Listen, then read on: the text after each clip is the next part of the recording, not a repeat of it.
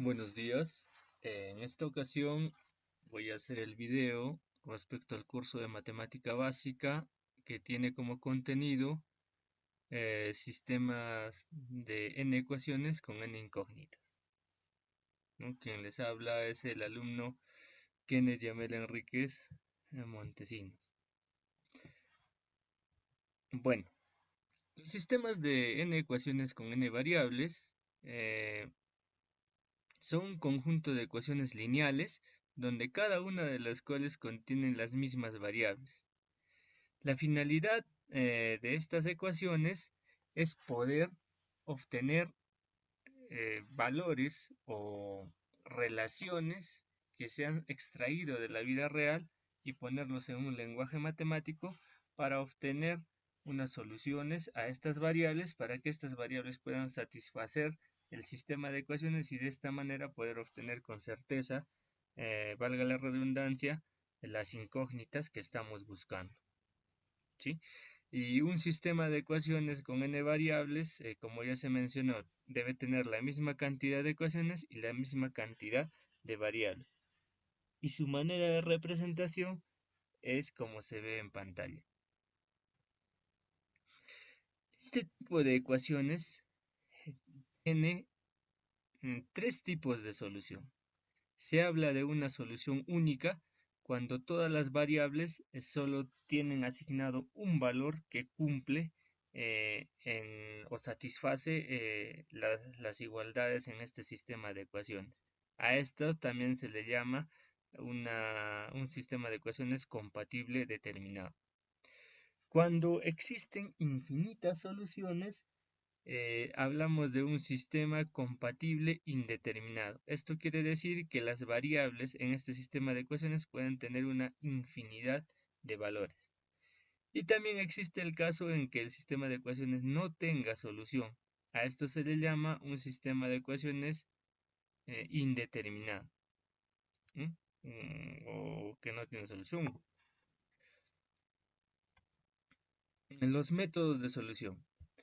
Cuando hablamos de los métodos de solución para las ecuaciones o para un sistema de ecuaciones de n incógnitas, con n ecuaciones, valga la redundancia, podemos tener una infinidad de métodos de solución. Por ejemplo, está el método de Gauss-Jordan. Este método consiste en extraer los coeficientes de las variables y los términos independientes de las ecuaciones y ponerlos en una matriz, a la cual se le va a llamar matriz aumentada. Por medio de propiedades entre las filas de esta matriz, que se pueden intercambiar o se puede multiplicar un valor y sumar filas, se busca llegar a una matriz escalonada, donde el último valor de la variable se iguale al último valor de los valores de los términos independientes de las ecuaciones de la sistema de ecuaciones para encontrar el valor de la primera variable y así sustituirlo en la ah, penúltima fila donde está la matriz escalonada también, donde va a obtener valores en las variables y de esta manera poder obtener también las otras variables por el método de sustitución. Al final de cuentas, el método Gauss-Jordan es similar a tratar de eliminar, ¿no? Eliminar o igualar ecuaciones y llevarlas hasta una variable más pequeña, ¿no? Una variable más pequeña o una igualdad pequeña en una variable y de esta manera poder sustituirlos en las otras ecuaciones para encontrar las variables. Es similar, solo que en este caso se extraen los coeficientes, se colocan en una matriz y las operaciones de igualación y todo esto se hacen directamente en la matriz, ¿no? Por eso desde mi perspectiva, casi es similar esto, solamente que cambia el modo de ordenar los datos. El método de sustitución es un método conocido se utiliza para resolver también sistemas de ecuaciones, consiste en despejar una incógnita de una ecuación y sustituir esa expresión en otra ecuación. Casi sería como el paso final del método Gauss-Jordan, solo que en el método Gauss-Jordan se utilizan los coeficientes de manera independiente en una matriz, pero en este caso utilizamos operaciones de multiplicación de constantes hacia las ecuaciones en el método de sustitución para poder encontrar un valor de una variable por métodos de igualación, sustitución y de esta manera eh, poder encontrar este valor y reemplazarlos en las otras ecuaciones para obtener las otras incógnitas. El método de la matriz inversa. Este método es similar al método Gauss-Jordan, pero con una diferencia, ¿no? Que los coeficientes del sistema de ecuaciones los coeficientes del sistema de ecuaciones, o los coeficientes, mejor dicho, de las variables, se ponen en una matriz y los coeficientes de los términos independientes de esas ecuaciones se ponen en una matriz columna también. Una vez hecho esto, se calcula la matriz inversa de la matriz de de los parámetros o de las constantes que están multiplicando a las variables, la primera matriz a la que me referí. Esta matriz se debe calcular su matriz inversa, pero para calcular su matriz inversa debemos asegurar de que tenga matriz inversa. Y ese es un punto importante en este método. Solo se utiliza este método cuando esa matriz de coeficientes tiene matriz inversa. Una vez saldado este punto, se puede calcular la matriz inversa y cuando se calcula esta matriz inversa, se multiplica los resultados de la matriz inversa calculada de los coeficientes de las variables por la matriz columna de los términos independientes de las ecuaciones para luego obtener una matriz columna donde vamos a obtener los resultados de las variables. ¿Sí? La regla de Kramer. La regla de Kramer es un método, desde mi punto de vista, eficaz. Se utiliza no solo en ingeniería civil, también se puede utilizar en aplicaciones a electrónica, electricidad y varios otros temas. ¿Por qué? Porque nos permite calcular de una manera fácil los valores de las variables. Para esto, primero nosotros también vamos a utilizar matrices, pero en este caso vamos a utilizar una matriz y le vamos a calcular la determinante de esta matriz. La primera matriz o la matriz que va a definir este método es la matriz de los coeficientes de las variables. Esta matriz de coeficientes de las variables le vamos a llamar hipotéticamente delta. A esta matriz delta le vamos a calcular su determinante. Una vez calculado el determinante de esta matriz, para poder hallar los valores que buscamos de las variables, nosotros tenemos que realizar lo siguiente. Por ejemplo, imaginemos que tenemos la variable x de un sistema de ecuaciones que está en la primera columna de los valores de la matriz delta que ya había mencionado. Para poder hallar el valor de x, lo que tengo que hacer es sustituir los valores de los coeficientes independientes de las ecuaciones y reemplazarlo en vez de esa columna de valores de x o de la primera columna de la matriz delta que había dicho. Y bueno, ya se generaría una nueva matriz, que me va a dar el resultado de x al dividirlo entre la matriz inicial delta, ¿no?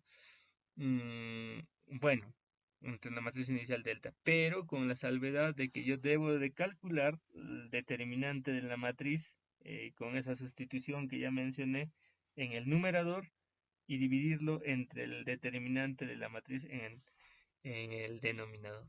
Ahí me va a salir el resultado de la variable x. Y así puedo calcularlo con y, ¿no? Que sería la segunda variable, supongamos, y la segunda variable, pues tendríamos que sustituir ese, esa matriz columna en vez de los valores de los coeficientes de la variable y, calcularle su determinante, dividirlo entre entre el determinante de la matriz de los coeficientes de las variables y ahí vamos a obtener el valor de y. Y así sucesivamente con las otras variables que tengamos en una ecuación de n variables con n ecuaciones. Bueno, esos serían en reglas generales los métodos de resolución. Eh, y este tipo de sistemas de ecuaciones tienen mucha aplicación en ingeniería, y en este caso en la ingeniería civil. Hay múltiples incógnitas que se pueden extraer de diferentes casos aplicados a la ingeniería civil, como son el equilibrio de fuerzas, como son el torque y todo esto, que se aplican bastante en el cálculo de estructuras. El cálculo de estructuras es muy importante para la carrera y como ya dije, ¿no? Tiene varias variables. Y generalmente cuando nosotros queremos calcular estructuras, nosotros queremos saber los esfuerzos, reacciones o fuerzas que se aplican sobre columnas o vigas. Y esto nos va a servir para entender o aplicar el tipo de diseño de estructura o los materiales adecuados para construir algo. Sin embargo, nosotros no vamos a poder definir con certeza qué materiales o diseñar una estructura de calidad si es que nosotros no conocemos esos valores. Y es cuando nosotros conocemos los valores de las fuerzas o de los esfuerzos en una estructura cuando podemos hacer un buen diseño. Y para esto se aplican el planteo de ecuaciones, ¿no?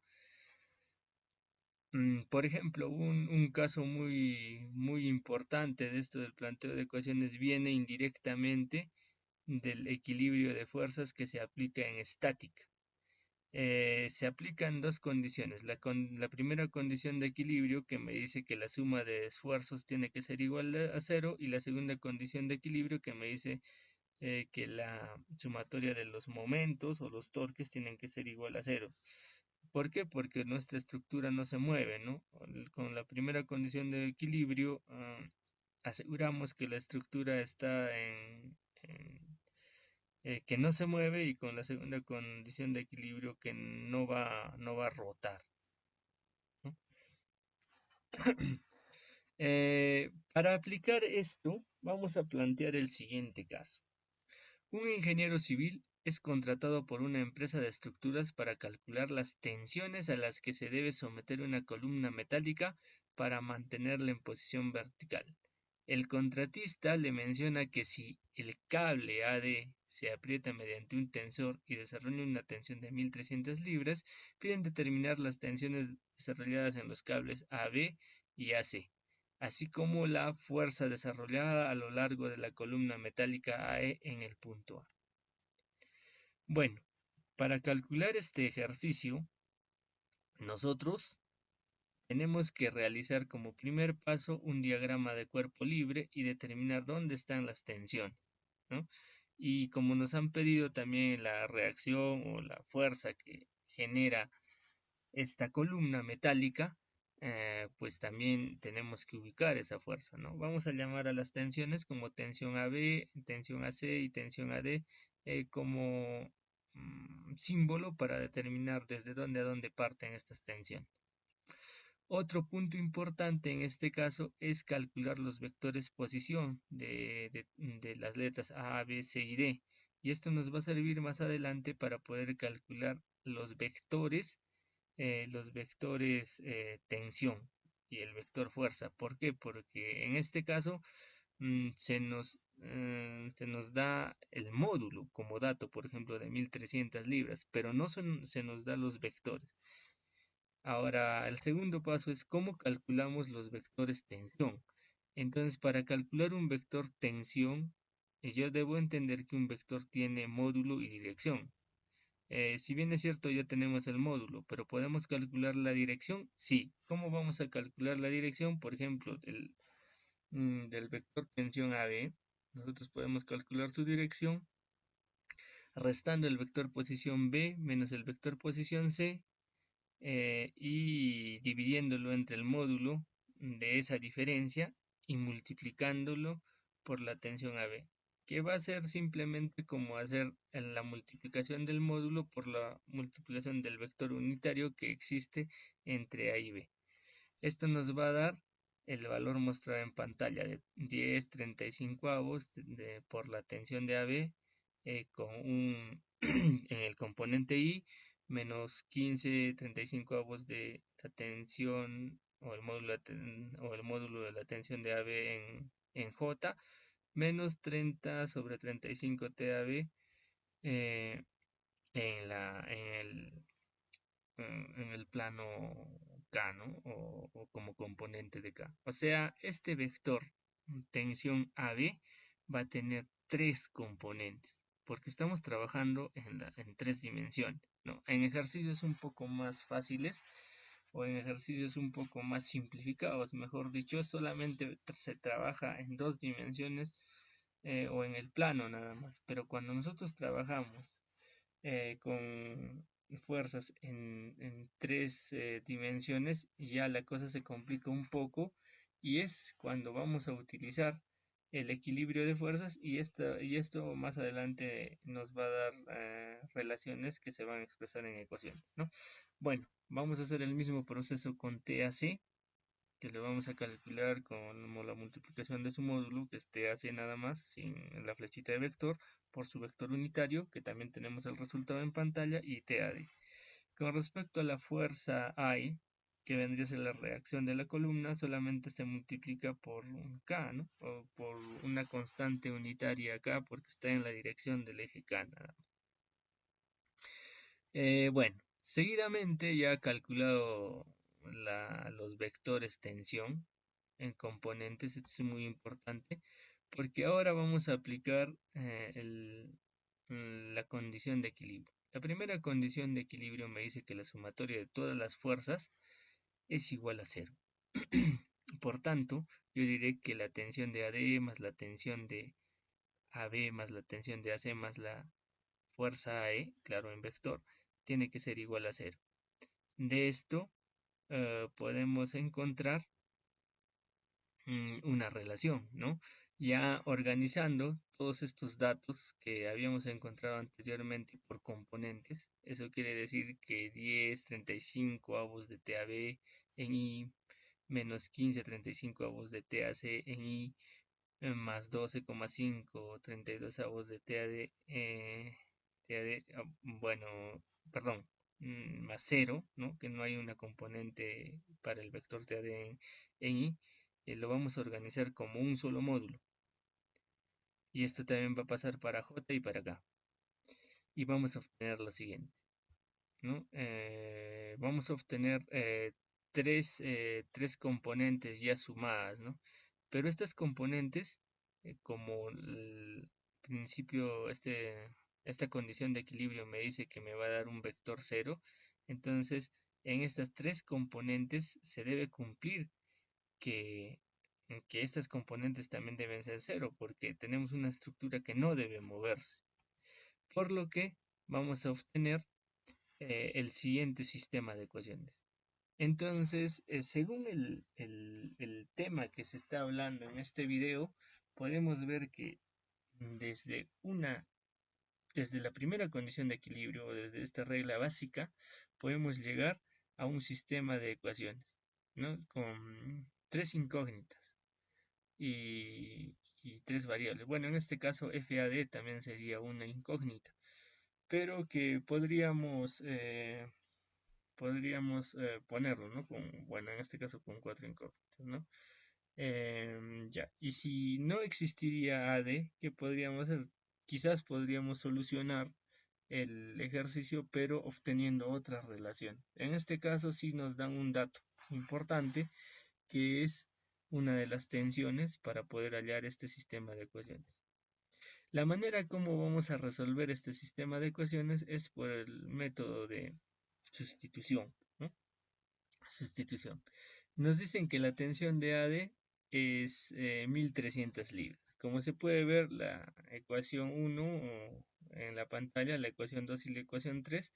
Entonces lo que yo voy a hacer es multiplicar a la ecuación 1 por 3 y sumarle a la ecuación 2 multiplicado por una constante 2 para encontrar la siguiente relación, ¿no? Menos 65 35 avos de TAC más 25 32,5 avos de TAD me va a dar igual a 0. Haciendo una operación de despeje de la tensión AC, puedo hallar este valor, sustituyendo el valor de 1300 libras en TAD, que es el dato que nos da el problema. Ya tenemos el valor de TAC. Podemos hacer lo mismo con la ecuación 2, sustituyendo el valor de TAC y TAD en esa ecuación, en la ecuación 2. Ahí podemos hallar el valor de TAB y finalmente podemos hallar la fuerza AD haciendo lo mismo o reemplazando, sustituyendo los valores ya encontrados en la ecuación 3. Si bien es cierto,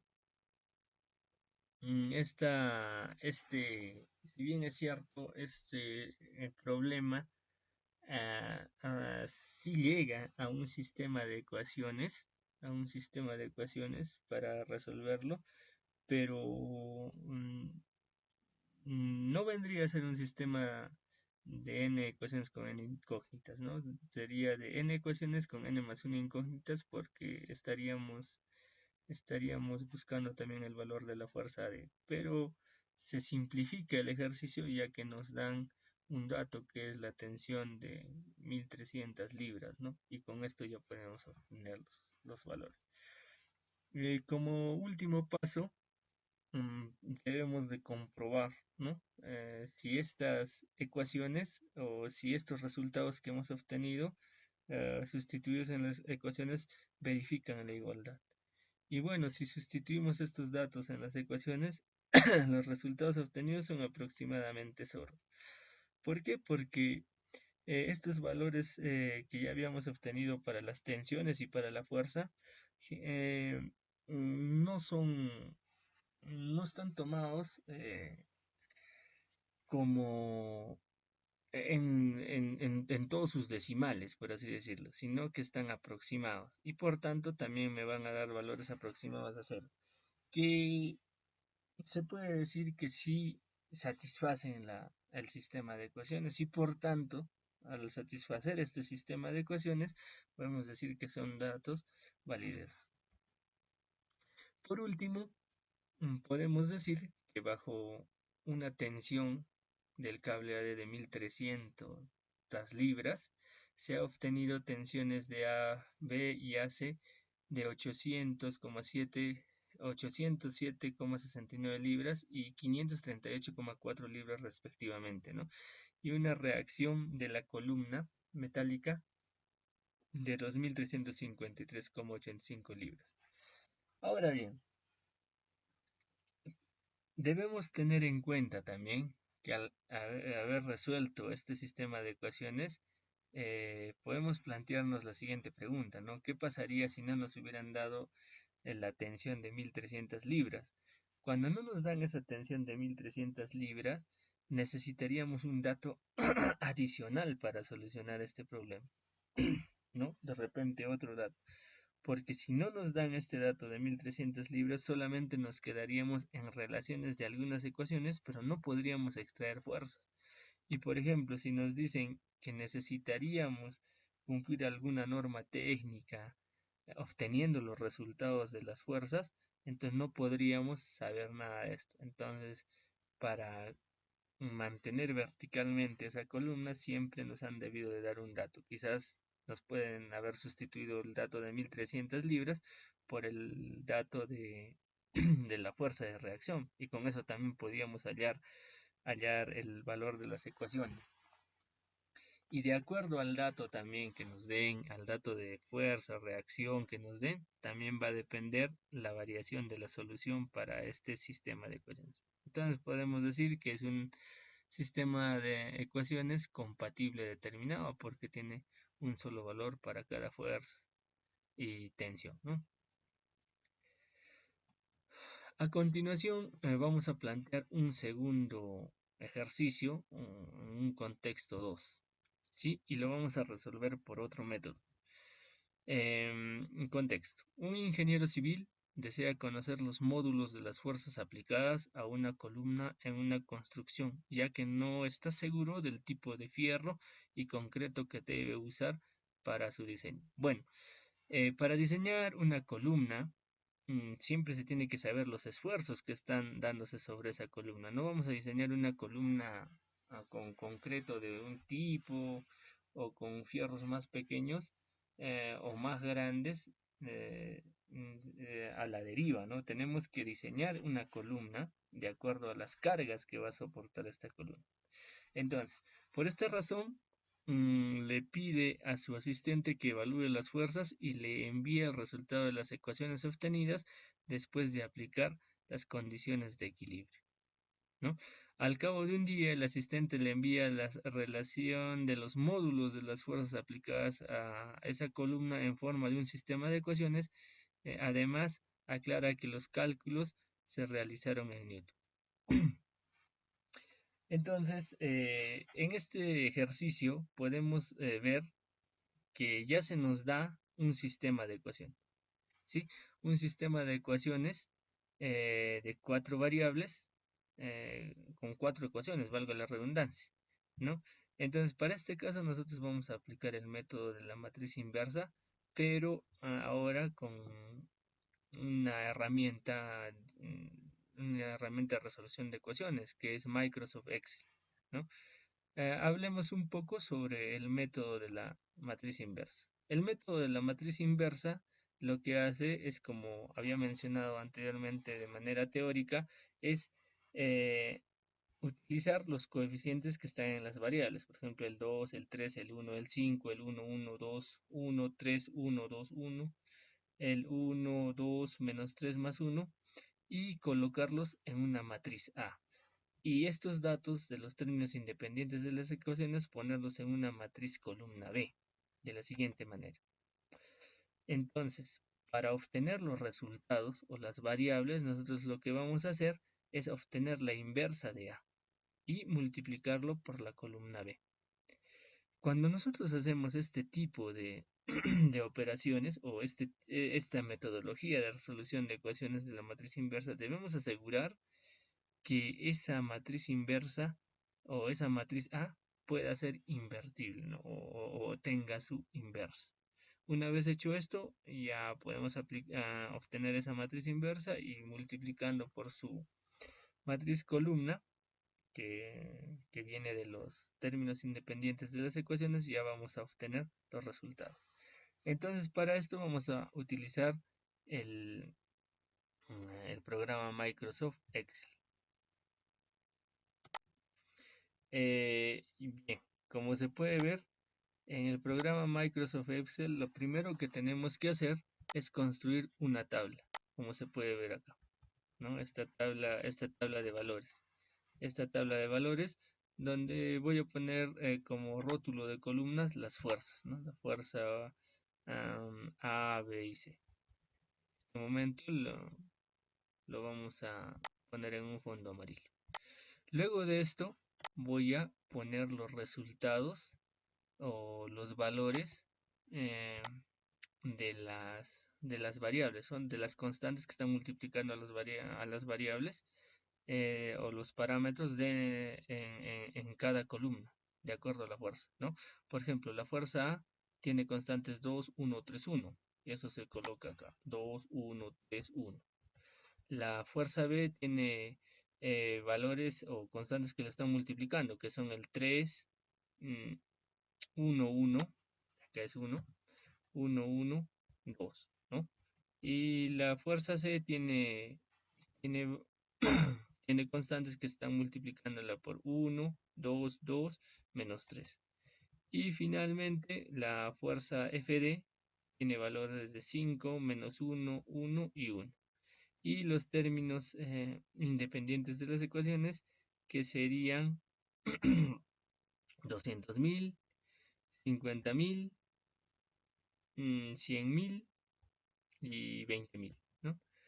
Y ya. Una vez hecho esto, vamos a calcular la matriz inversa. ¿Y cómo vamos a calcular la matriz inversa? Vamos a crear un cuadro de 4 filas y 4 4 columnas, que es el resultado que me va a dar el resultado o la cantidad de términos que va a tener la matriz inversa. Para esto aplicamos la siguiente fórmula. Igual, ponemos M inversa. Entonces, esta fórmula va a calcular la inversa de una matriz. ¿Pero de qué matriz? Yo tengo que sombrear la matriz de la cual quiero calcular la matriz inversa. ¿Y cuál va a ser esa matriz? Va a ser la matriz de los coeficientes de las incógnitas de fuerza en este caso. Voy a apretar Control Shift y Enter y automáticamente esta fórmula me va a dar esta matriz de aquí. Y esta es la llamada matriz inversa de esa ecuación. Y lo voy a poner en un fondo verde. Esta matriz inversa de fuerzas ahora tiene que ser multiplicada por la matriz constante o la matriz columna constante para yo obtener los valores de las fuerzas. Y esto también sale de manera automática. Construyo un cuadro donde en la primera columna estén la nomenclatura de las incógnitas que quiero hallar, la fuerza A, B, C hasta la D. Y bueno, en estos espacios vacíos voy a encontrar esos valores. Pero ¿cómo voy a encontrar esos valores? Primero sombreo toda esa columna donde van a entrar los valores, ¿no? Aprieto igual y acá ya voy a poner M, el valor de M mult. Esa es la fórmula para multiplicar dos matrices. Entonces justamente aquí me pide el valor de la matriz 1. ¿Y quién va a ser la matriz 1? Va a ser toda la matriz inversa. Aprieto punto y coma y me pide el valor de la matriz 2. La matriz 2 va a ser la matriz columna de los términos independientes del sistema de ecuación. Cierro paréntesis para la fórmula, aprieto Control Shift Enter y esto me va a dar el valor de las fuerzas. En este sentido, nosotros podemos verificar que se nos ha dado ya todos los valores de las fuerzas en newtons, como ya se nos había mencionado, ¿no? En el ejercicio. Y también se puede recalcar que esta manera de resolver de manera digital o con una herramienta o un software es mucho más sencillo que resolverlo a mano. Imaginemos que estamos en una situación donde no tenemos solamente 4 variables, sino tenemos 7 u 8 variables. Entonces, esta herramienta digital me puede ayudar a sacar los valores mucho más rápido, ¿sí?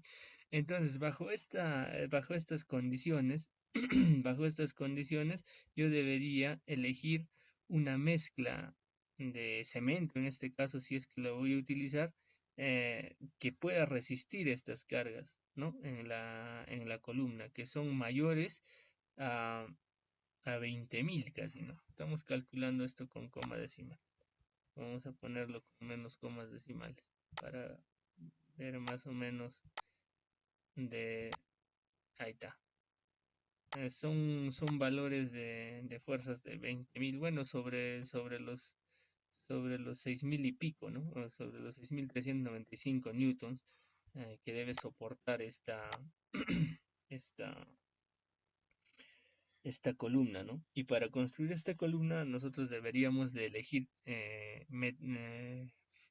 los llamados fierros adecuados que tengan el adecuado espesor o las pulgadas adecuadas para que puedan sostener estas fuerzas. Bueno, dicho esto, agradezco en sobremanera que puedan ver este video y muchas gracias por la oportunidad.